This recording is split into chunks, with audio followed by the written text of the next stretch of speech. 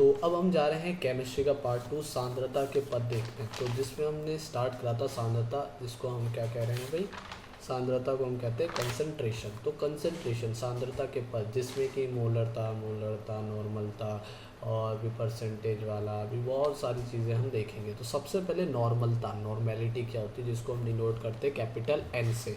तो इसकी परिभाषा है एक लीटर विलयन में उपस्थित विलय के तुल्यांकों की संख्या, विलय के तुल्यांकी भारों की संख्या, है ना, ग्राम तुल्यांकी भारों की संख्या को नॉर्मलता कहते हैं। अब ये तुल्यांकी भार क्या है, संख्या क्या है, देखो भाई तुल्यांकी भार जो होता है 1 लीटर किसमें, उसमें उपस्थित, ठीक है, मतलब ऊपर क्या रहेगा तुल्यांकी भार संख्या बटे में 1 लीटर विलयन विलय। अब विलय में तुल्यांकी भार होता है क्या, देखो तुल्यांकी भार होता है विलय का ग्राम बटे में तुल्यांकी भार। अब ये तुल्यांकी भार निकलता कैसे है, तुल्यांकी भार निकलता है हमारा जो ये अलग अलग क्या होता है तुल्यांकी भार होता है सबके लिए। जैसे कि कोई तत्व है उसके लिए अलग होगा, और आयन है उसके लिए अलग होगा, अम्ल है उसके लिए अलग होगा, क्षार है उसके लिए अलग होगा। जैसे तत्व है तो तत्व में संयोजकता को देखना पड़ता है। परमाणु भार, जो परमाणु का भार है ना, जो हमें दे रखा है विलय का, है ना, परमाणु भार उनका अणु भार, और उसमें जो संयोजकता है जो उसमें, है ना, संयोजकता वो। और आयन के लिए अगर हम देखें तो आयन के लिए आयन पहले तो अणु भार, है ना, जो अणु का भार हो गया, और जो आयन है उसकी संख्या, आवेश, जो आवेश है उसकी संख्या, ठीक है, आवेश। उसके बाद अम्ल के लिए अणुभार वही, और जो H+ आयन है उसकी संख्या, और अगर क्षार है तो अणुभार और OH-, ठीक है, इस तरीके से। चलो हम क्वेश्चन देखते हैं। तो इसका फॉर्मूला क्या बना, N नॉर्मलता बराबर हो जाएगा विलय का भार बटे में तुल्यांकी भार। तुल्यांकी भार को हम डिनोट कर सकते हैं E से, है ना, और मल्टीप्लाई में जो हमारा आयतन है V लीटर में, ठीक है। तो अब इसका एक क्वेश्चन देखो कि 49 ग्राम H2SO4 250 मिलीलीटर विलयन में उपस्थित है, तो इसकी नॉर्मलता होगी। तो हमें भार दे रखा है। सबसे पहले हम क्वेश्चन को जब हल करते हैं तो उसमें सारी चीज़ें हम लिख लेते हैं कि ये हमें दे दिया है और फिर हमें ये निकालना है इस तरीके से। तो दिया है 49 ग्राम भार दे रखा है H2SO4 का, और हमें आयतन भी दे रखा है। तो भार आयतन दिया हुआ है, हमें क्या निकालना है, तुल्यांकी भार निकालना है। H2SO4 जब हम इसको देखते हैं तो इसकी ये एक क्या है भाई, ये एक क्या कहते हैं उसे, अम्ल है। तो अम्ल है तो इसमें H+ आयन होते हैं 2, ठीक है, H+ आयन है, तो इसमें अणुभार बटे में 2 H+ आयन है, तो 2 लिख देंगे, तो उससे तुल्यांकी भार आ जाएगा, वो आएगा 49 ग्राम, ठीक है। 98 इसका अणुभार होगा H2SO4 का, 16 और 4 ऑक्सीजन है, तो इस तरीके से होगा 98 ग्राम बटे में 2, तो आएगा 49 ग्राम इसका तुल्यांकी भार। ऊपर हमें लिखा जाएगा जो विलय का भार है, और इन दोनों 49 आपस में कट गए, ऊपर रह जाएगा, और नीचे क्या है 250, हमें 250 क्या दिया, आयतन दिया, लेकिन इसमें दिया मिलीलीटर में, हमें लीटर में करना है, तो ऊपर 1000 से क्या हो जाएगा, डिवाइड हो जाएगा। तो कट पिटा के आंसर आएगा, नॉर्मलता आएगी 4। तो इस तरीके से हम नॉर्मलता निकाल सकते हैं। उसके बाद में मोलरता, मोलैरिटी, कैपिटल M। तो मोलरता का फॉर्मूला है 1 लीटर विलयन में उपस्थित, है ना, विलय के मोलों की संख्या को मोलरता कहते हैं। सबसे आसान है, ठीक है। इसका फॉर्मूला है M में विलय के मोल बटे में विलयन का आयतन। M में N मोलों की संख्या। अगर मोल नहीं दे रखे हैं तो हम भार बटे में अणु भार से निकाल सकते हैं, ठीक है। जो भार दिया गया उसका अणुभार और गुणा में, और आयतन हमेशा लीटर में होगा, ये याद रखना है, ठीक है। इसका क्वेश्चन का अंतर करते हैं। 15 ग्राम NaOH को जल में घोलने पर 250 मिलीलीटर विलयन प्राप्त होता है, तो इस विलयन की मोलरता बताओ।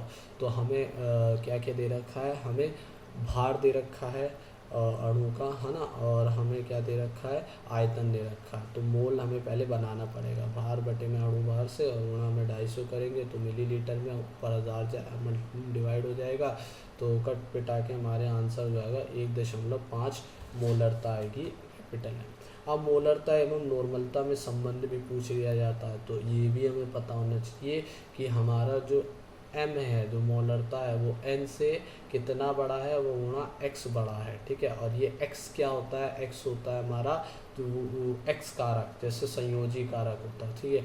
अभी संयोजी कारक क्या है, जैसे कि मान लो हमें मोलरता कुछ दे रखी और हमें नॉर्मलता पूछ रहा है, ठीक है। तो हम यहाँ क्या कर सकते हैं कि हमें मोलरता दे रखी, नॉर्मलता पूछे, तो M N is equal to में एम गुणा एक्स वाला फॉर्मूला लगाएंगे।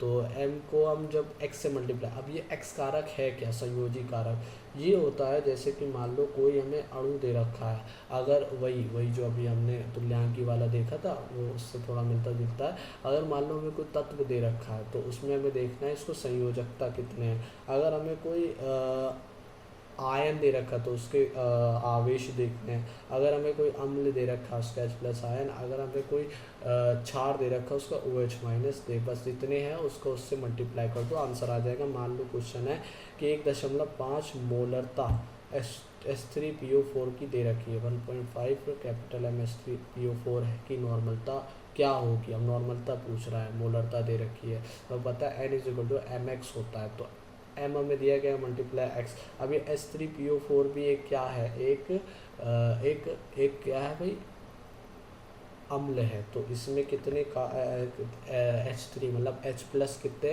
आयन कितने 3 है, तो 3 से मल्टीप्लाई हो जाएगा, आंसर आ जाएगा 4.5 नॉर्मलता। तो इस तरीके से हम कर सकते हैं इसको।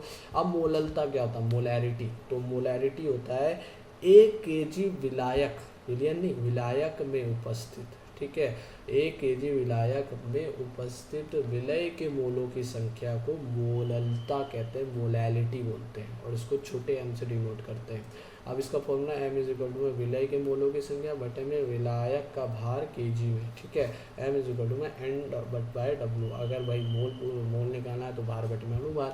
अब क्वेश्चन है 250 ग्राम विलयन में 50 ग्राम NOH उपस्थित है तो विलयन की मोललता होगी। अब हमें यहाँ पर विलयन का भार दिया गया है, ठीक है, और हमें हमारे अणु का भार दिया गया, तो हमें मोल भी निकालना है और साथ में विलायक का भार भी निकालना है। तो विलायक का भार क्या होता है, विलय माइनस विलयन करेंगे तो विलायक मिल जाएगा, वो तो हो जाएगा 100। तो हमें पता है 100 पर 1000 से, क्योंकि केजी में करना है तो ऊपर डिवाइड हो जाएगा, और भार बटे में अणु भार से हम मोल निकाल लेंगे, तो कट पिटा के आंसर आएगा हमारा 12.5।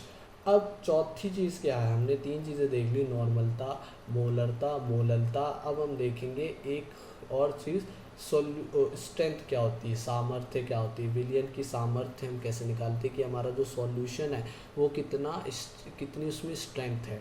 तो मान लो अगर किसी चीज़ की हमें स्ट्रेंथ देखनी है कि हमने इस लिक्विड में ये चीज़ डाली है तो ये कितने लीटर में कितनी है, इस तरीके से कितनी ml है, ग्राम में मिली हुई है, तो उसके लिए हम 1 लीटर विलयन में विलय की ग्राम मात्रा देखते हैं, ठीक है। तो स्ट्रेंथ के लिए S इज इक्वल टू में W/V, W ग्राम में और V लीटर में, तो उससे हमें पता लग जाएगा कि विलयन में जो हमने विलय ग्राम डाला है वो हर लीटर में कितना ग्राम है।